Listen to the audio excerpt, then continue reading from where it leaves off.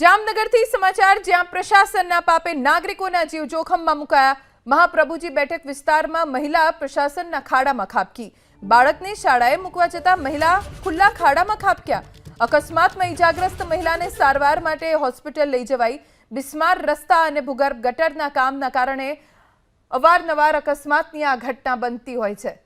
મહાપ્રભુજી બેઠક વિસ્તારમાં મહિલા પોતાના બાળકને સ્કૂલે મૂકવા જતા હતા અને ત્યારે જ ખાડામાં ખાબક્યા। મહિલા ગંભીર રીતે ઈજાગ્રસ્ત થયા છે। તાત્કાલિક તેમને હોસ્પિટલમાં દાખલ કરવામાં આવ્યા। વધુ જાણકારી અમારા સંવાદદાતા રવિ બુદ્ધદેવ પાસેથી પ્રાપ્ત કરીશું। રવિ, શું ઘટના બની અને કોઈ પણ પ્રતિક્રિયા પ્રશાસન તરફથી? આ મામલે હજુ સુધી પ્રશાસન તરફથી કોઈ પ્રતિક્રિયા નથી મળી, પરંતુ આ ઘટના છે તે આજે સવારની છે। શહેરના મહાપ્રભુજી બેઠક વિસ્તાર નજીક